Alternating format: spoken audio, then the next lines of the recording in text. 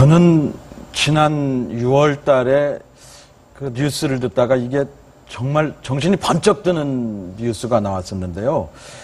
일제강점기가 조선의 근대화에 긍정적인 역할을 했다는 내용, 독립운동가 김구 선생과 안중근 의사를 테러 활동을 한 사람이라고 표현하고 있다. 역사교과서가 5.16 군사 쿠데타를 혁명으로 미화했고 4.19 혁명은 학생운동으로 폄하하고 있다라고 하는 뉴스가 나왔어요. 그래서 아니 어떤 미친 욕이 바로 나오더라고요. 아니 역사학자가 그렇게 얘기할 수가 있어.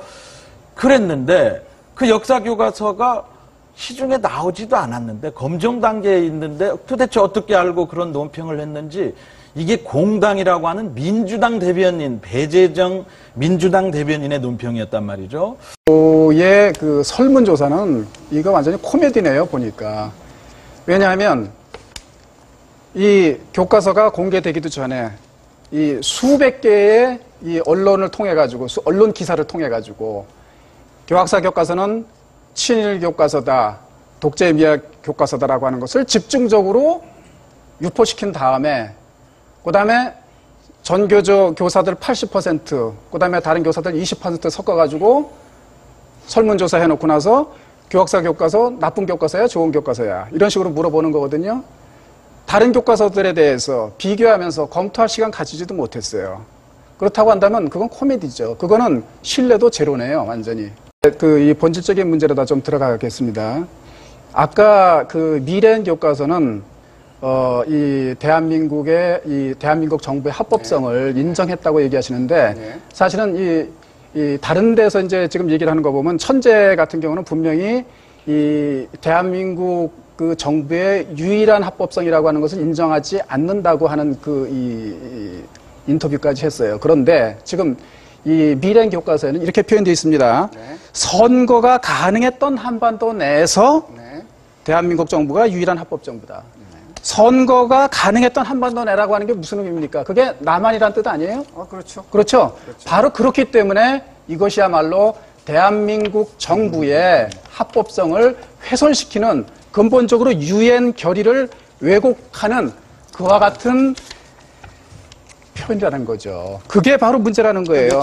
가치를 지닌다고 주장하며 국가가 개인에 대해 절대적인 권력을 행사하는 체제를 전체주의라고 정의를 해놨어요. 그거 참 맞는 얘기예요. 들어보겠습니다. 끝까지 들어보겠습니다. 페이지 수를 알려다 그랬잖아요. 240쪽이라고 얘기했잖아요. 240쪽이 어느 책입니까? 어느 신교과서입니까? 미래엔 교과서 새로 나온 교과서. 새로 나온 교과서. 네. 몇 줄입니까? 그렇다고 한다면 바로 이 정의에 완벽하게 들어맞는 게 바로 공산주의거든요.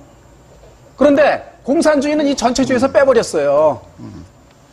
그러니까 완벽하게 들어맞는 정의에 속하는 공산주의는 빼놓고 나치즘, 파시즘만 전체주의에다가 집어넣었어요. 그렇다고 한다면 이게 상당히 심각한 문제죠. 개념적으로. 그 다음에 두 번째, 이 1939년에 그 대단히 유명한 그 사건이 있습니다. 독일과 소련이 독소 불가침 조약을 체결하면서 독일과 소련 국경 사이에 있는 모든 영토들, 모든 나라들을 다 침략해가지고 그야말로 나라를 이 제국주의적으로 나눠먹기로 비밀 협약을 맺어요. 그리고 나서 독일이 폴란드를 침공하고 그 다음에 한 보름 정도 있다가 소련이 역시 침공을 합니다.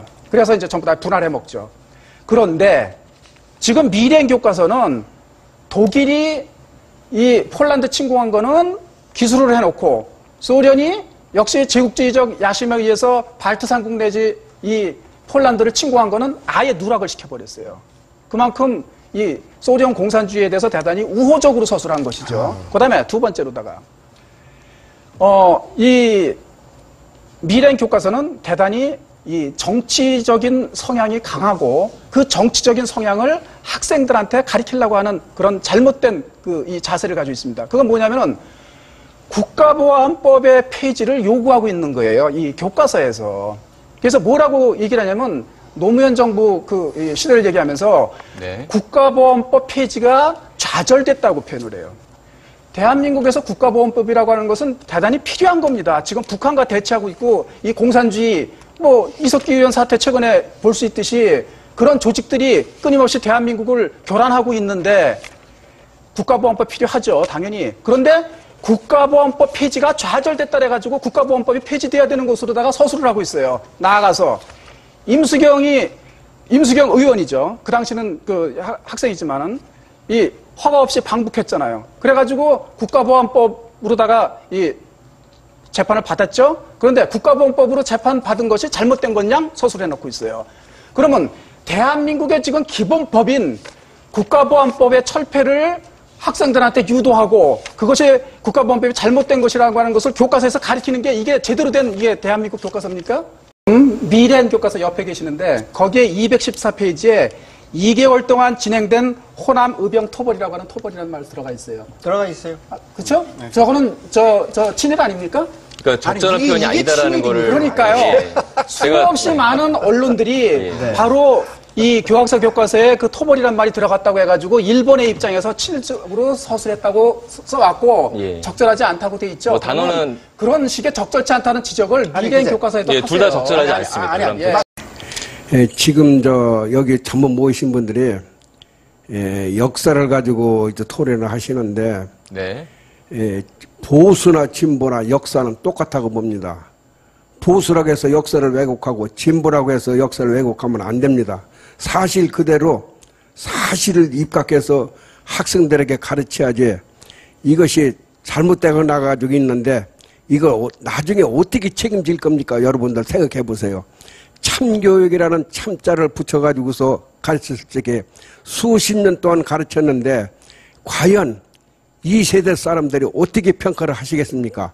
참자를 붙이기 전에는 이 역사 왜곡 가지고 싸운 적이 없습니다.